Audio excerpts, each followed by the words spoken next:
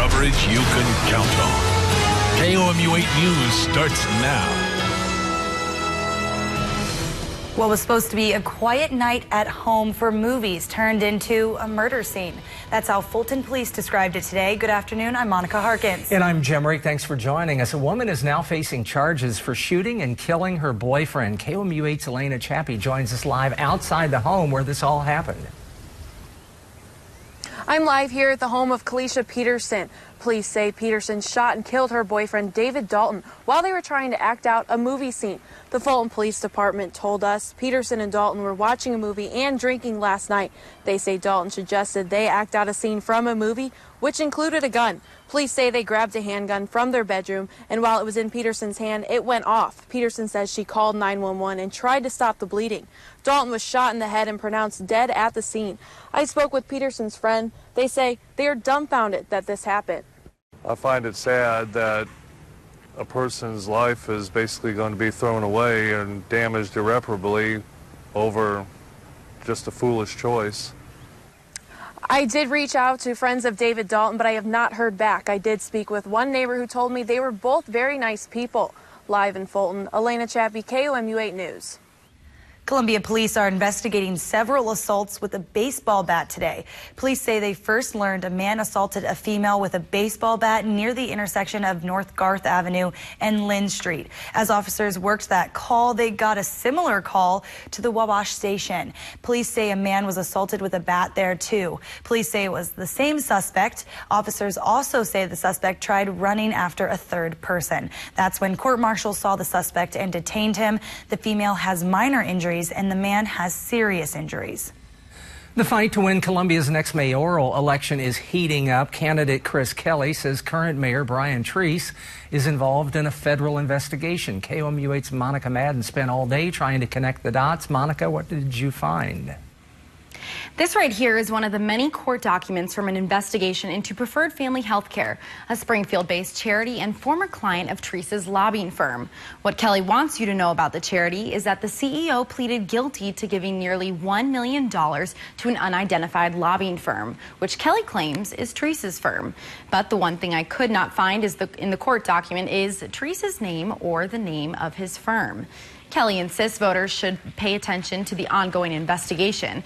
Although the current mayor's name is not listed, Kelly says several news outlets have identified lobbying group D as Treese Phillips, LLC. I think that is relevant for the people to know that the mayor took $914,000 over a 9-year period illegally from a company that was in the business of Medicaid fraud. Kelly says it's suspicious to have a client for 9 years and not, quote, smell the stench of dirty money. But Treese says his lobbying firm parted ways with their client when they learned of the allegations. It doesn't have anything to do with me, and it doesn't have anything to do with this election. I'm trying to focus on the issues facing the city of Columbia. And, you know, Chris Kelly has resorted to mudslinging and false attacks. Now, the investigation into Preferred Family Healthcare includes a laundry list of charges and felonies. And in the meantime, there's about 3 weeks left until voters head to the polls. You can check out our website on KOMU.com for a more in-depth look into the investigation. In the studio, I'm Monica Madden, KOMU 8 News. Thanks, Monica. Authorities have arrested a wanted fugitive. He was found hiding under a house. Callaway County deputies and Avaz police responded to the 800 block of Manor Drive for a reported disturbance yesterday afternoon. Authorities were told when they arrived at the house, 27-year-old Michael Smith had already taken off. But then officials discovered he was hiding underneath the home. He was wanted for felony assault in Cooper County, and there was a warrant for his arrest. Deputies say Smith surrendered and he was taken to the Callaway County Jail. Montgomery County deputies arrested a driver after they say he led them on a chase along I-70 in a stolen car. Deputies tried to stop the vehicle in Jonesburg area a little after midnight yesterday. The Montgomery County Sheriff's Office says the driver, Dustin Lambert of Clarksville, Tennessee, didn't stop. Deputies say speeds in the chase reached 120 miles per hour. They also say he tried running into patrol vehicles on more than one occasion. Prosecutors charged Lambert with resisting arrest. And Boonville police say they are investigating a burglary at the Eagles Lodge. Police say someone stole a safe and an undisclosed amount of money. Police say surveillance video captured images of the suspect early Sunday morning and ask if you have any information to contact them. A Callaway County elementary school closed again today for the second time in 3 days. This after a propane leak forced the school to close Wednesday. 3 employees at Williamsburg Elementary School complained of having headaches. The Department of Natural Resources told us they found and fixed the leak. When it opened yesterday, the same 3 employees had the same complaints. The superintendent says issues from Wednesday have been fixed. At this time, with all the testing that's been done, we do not have any combustible gas emissions anywhere. It's not detected. Our oxygen levels are right where they need to be, too. The school plans to reopen Monday. Remedial education rates continue to drop for Missouri colleges and universities. The state says public high school graduates taking remedial courses in college decreased by about 1 percentage point from 2017 to 2018. A remedial class is required by all public state colleges if the student's test scores are low, but remedial classes do not count towards a student's degree. To change this, colleges are looking at more than just students' ACT or SAT scores. Let's look at their high school GPA. How many math classes did they take in high school? What was the kind of student they really are? And we've discovered that when we're using more than one measure, we get a better picture of the student's actual abilities. The rate has dropped more than 14% the past 5 years. The department says it's a step closer to its big goal of 60% of working age adults with a degree by the year 2025. Here's what's happening right now. Pascal's Pals is hosting its annual auction at the Holiday Inn Executive Center. That's where we find KOMU 8's Matt Beckwith. Matt, what's going on there? Good evening, everyone. We are live here at the Holiday Inn Executive Center, and Sylvie, who is the founder of Pascal's Pals, joins me now. Sylvie, could you tell me a little bit more about what Pascal's Pals is? We are a volunteer organization that support and help the Women and Children Hospital here in Columbia. We have different projects. The way that we can help individually each family or children that are in need, and we also help to make big projects for the hospital itself there. You said that you raise money for the Women's and Children's Hospital, and earlier you told me that you just completed 2 big projects. What are those projects? Well, we on the children's floor, we did a teenager room, which is all a high-tech where teenagers can just gather together and be by themselves. But we also redone all the playroom where the children go play there. All right. And if people want to come out tonight, is there still an option to come out and participate, or a way to donate?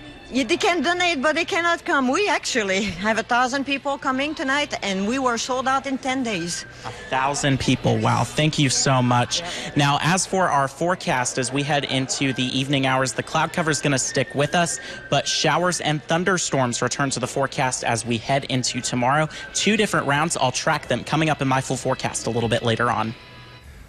Okay, Matt, thank you very much. Fair elections, that's what lawmakers want to ensure. So what was today's vote about? And President Trump visited Alabama to survey the area hit by a string of tornadoes. We'll tell you what survivors are saying about the storm. And you're taking a live look over downtown Columbia on this Friday afternoon. It's 5:07. This is KOMU 8 News, First at 5. Coverage you can count on. Welcome back. President Donald Trump has commented on the 47-month sentence handed down to his former campaign chairman, Paul Manafort. The president says the verdict exonerates him from any suspicion of colluding with Russia during the election. This after the judge had ruled the Russia investigation was a separate matter from the bank and tax fraud charges at issue in the trial. The president says he feels, quote, very badly for Paul Manafort. I think it's been a very, very tough time for him. But if you notice, both his lawyer, a highly respected man, and a very highly respected judge. The president also blasted former lawyer Michael Cohen, claiming that he lied when he testified to have never requested a pardon. The U.S. House passed a bill Democrats say will ensure fair elections and improve ethics. The bill would make it easier to register and vote, would increase election security, and would require presidential candidates release their tax returns. There's little hope it will pass in the Republican-led Senate. Majority Leader Mitch McConnell says he will not even bring it to a vote. Today is International Women's Day. Marches and rallies are taking place around the globe. The day officially goes back to 1911. Organizers say the day celebrates women's contributions to the world, and it seeks to bring international awareness to gender inequality.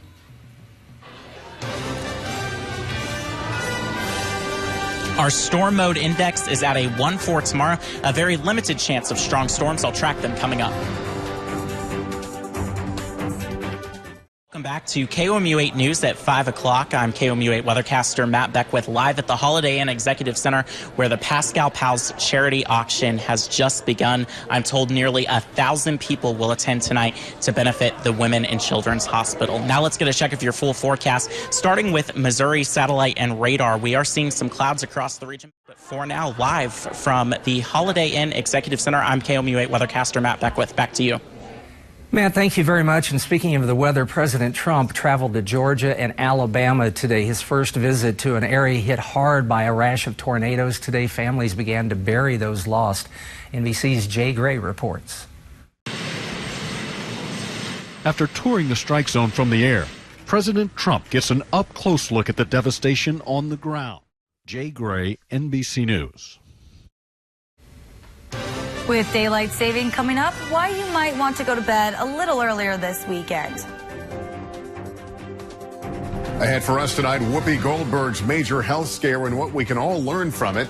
Plus, a look at why so many women over the age of 60 are now succeeding professionally and maybe finding greater happiness when we see you back here tonight.